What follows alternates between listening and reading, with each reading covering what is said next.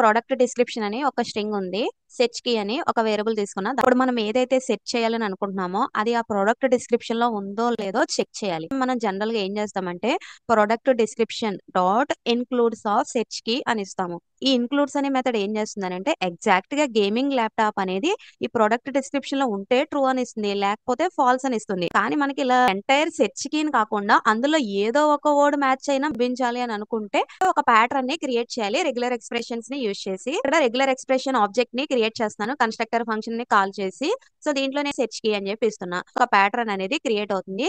So నేను let pattern is equal to అని చెప్పి పెట్టుకుంటున్నాను. సో ఆ ప్యాటర్న్ అనేది మ్యాచ్ అయిందో లేదో ఆ ప్రొడక్ట్ డిస్క్రిప్షన్ లో చెక్ చేయాలి. సో ఎలా చెక్ చేస్తామంటే ఆ ప్యాటర్న్ అనే వేరియబుల్ నేమ్ డాట్ టెస్ట్ దేంట్లో చెక్ చేయాలి, ఆ ప్యాటర్న్ ని అది ఇవ్వాలి ప్రొడక్ట్ డిస్క్రిప్షన్ అని ఇచ్చేసాను.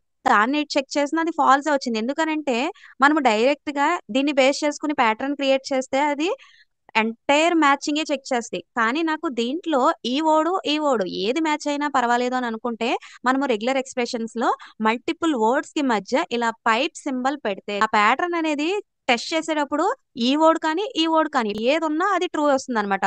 సో ఇప్పుడు మనకి ట్రూ వచ్చింది. ఇండివిజువల్ వర్డ్ ని బేస్ చేసుకుని కూడా టెస్ట్ చేయాలి అని అనుకుంటే ప్రతి వర్డ్ కి బిట్వీన్ మనం ఇలా పైప్ సింబల్ అని ఇవ్వాలి. ప్రొడక్ట్ డిస్క్రిప్షన్ లో గేమింగ్ అని ఉన్నా ట్రూ వస్తుంది, ల్యాప్టాప్ అని మ్యాచ్ అయినా ట్రూ అనే వస్తుంది.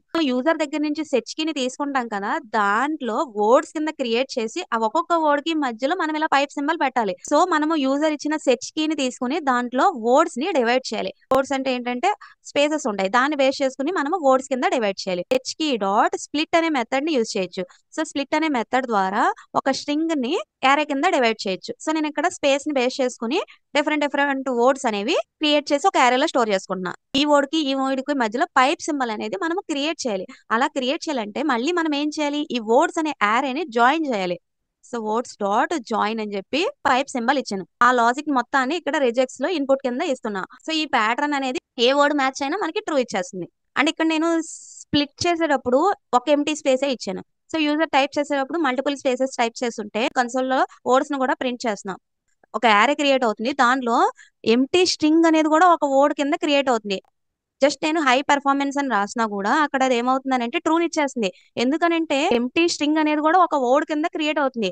సో ఎంటీ స్పేస్ అనేది ప్రతి దానికి ట్రూ అయిపోతుంది కాబట్టి ఇక్కడ మనకి ఇది వర్క్ అయిపోతుంది. కానీ మనకి ఎంటీ స్పేసెస్ ఎన్ని ఉన్నా సరే దానికి లెఫ్ట్ సైడ్ ఉన్నది ఒక వర్డ్, రైట్ సైడ్ ఉన్నది ఒక వర్డ్ కావాలి.